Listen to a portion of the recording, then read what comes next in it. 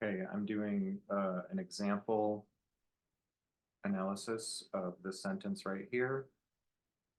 Reuters News created a graphic that explains the recent drone attacks, and it's based on this story, which will take you to that Reuters page. And that's the graphic right there with all of the ships that have been attacked. So, excuse me. So here's my sentence, and then I have S1 and S2, my two sentences. And I'm going to leave the original sentence just as it is, copy, paste it down below. I'm going to put it down here so we can see the whole thing. And so I've got to split this in half. I always target who or that first, and I generally just put a big X there. And so that X could be an object or a subject at this point early in the semester.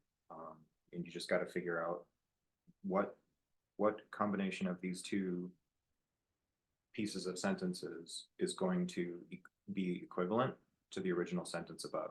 So Reuters created a graphic, and there it's over there. You saw it on the other page. That's already a sentence, so I can stick with that.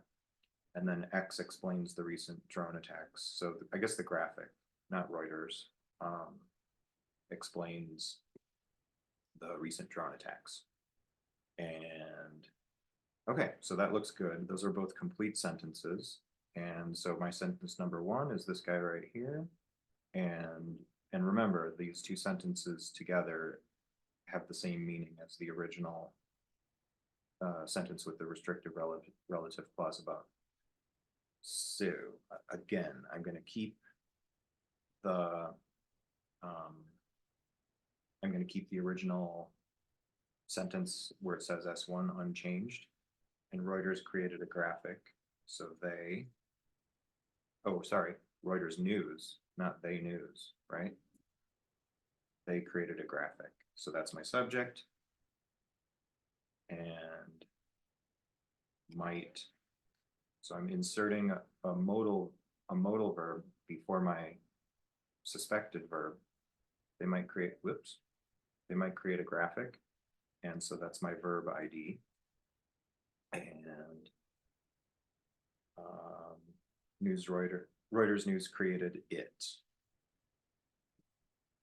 equals object ID. And so you just got to label all of those guys. Reuters News was they or it, either way. Created is your verb, and the graphic is the object, and all of those guys together are SVO. Good. Number two, a graphic explains the recent drone attacks. Copy. It explains the recent drone attacks, totally. And then a graphic might explain. The S goes away, the verb inflection goes away. It doesn't always, but if your verb is inflected for simple present or past tense, it will change. So graphic might explain the recent drone attacks. Oops, that was my subject ID. And that's my verb ID. And a graphic explains them, not it, because attacks are plural. And okay, and then you just got to mark your parts and put SVO for the sentence pattern. Sorry, it took too much. A graphic explains them equals SVO.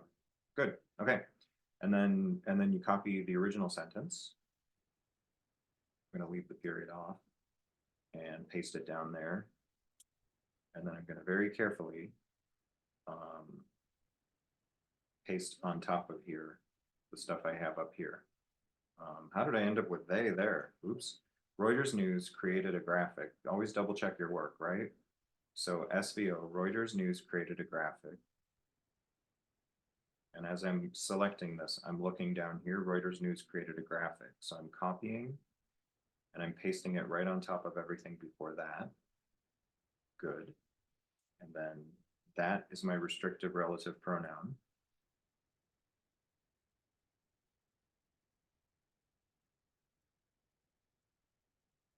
And then I have to start with explains and continue until the drone attacks. So I'm leaving out a graphic. I'm taking explains the recent drone attacks, and that's an object. Copy, and then I'm just going to paste it right over. Reuters News created a graphic that explains the recent drone attacks. Looks good. And the shared element, you can either say, oh, and you can see here, a graphic is the O there, and a graphic is the subject there. So you can either just do a graphic, or you can say the O in the one in the first sentence, and then the subject